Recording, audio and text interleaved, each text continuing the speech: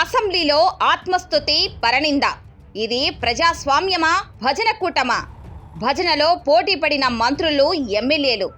జనసేన ఎమ్మెల్యేల తీరు మరింత దారుణం. చంద్రబాబును ఆకాశానికెత్తడానికే అసెంబ్లీని వాడుకున్న జనసేన కోట్లాది మంది ప్రజల ఆశలు, ఆకాంక్షల ప్రతిరూపమైన ఆంధ్రప్రదేశ్ అసెంబ్లీ వేదిక కేవలం వ్యక్తిగత భజనకు, రాజకీయ విమర్శలకు అడ్డాగా మారిపోవడం దురదృష్టకరం.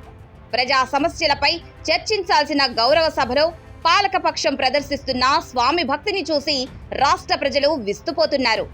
ఆర్థిక మంత్రి పయ్యావుల కేశవ్ నుంచి మొదలుకొని పీఏసీ చైర్మన్ రామాంజనేయులు వరకు సభలో మాట్లాడిన ప్రతి మాట చంద్రబాబు నాయుడుని ఆకాశానికెత్తడమే లక్ష్యంగా సాగింది. చంద్రబాబు కారణ జన్ముడు అని ఒకరు, లోకేష్ అపర మేధావి అని మరొకరు, ఇలా ఒకరిని మించి ఒకరు పొగడ్తలతో ముంచెత్తుకున్నారు.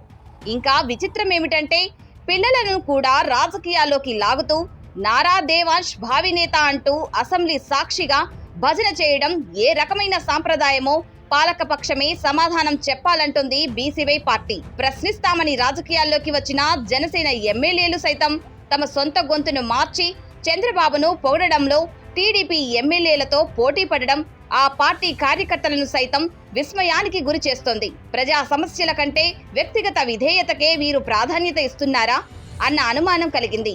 రాష్ట్రంలో నెలకొన్న నిత్యావసర ధరల పెరుగుదల, నిరుద్యోగం, అభివృద్ధి వంటి కీలక అంశాలను పక్కన పెట్టి కేవలం పరనిందకే ప్రాధాన్యత ఇవ్వడంపై బీసీవై పార్టీ మండిపడుతోంది.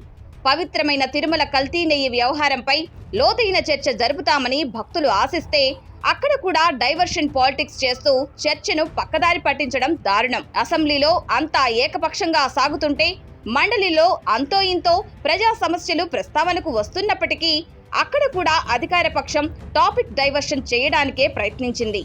అసెంబ్లీ అనేది ఒక పెద్ద రచ్చబండ. అక్కడ ప్రజా సమస్యలు పరిష్కారం కావాలి తప్ప ఒక కుటుంబం గురించో, ఒక వ్యక్తి గురించో భజన చేయడం కాదంటుంది బీసీవై పార్టీ.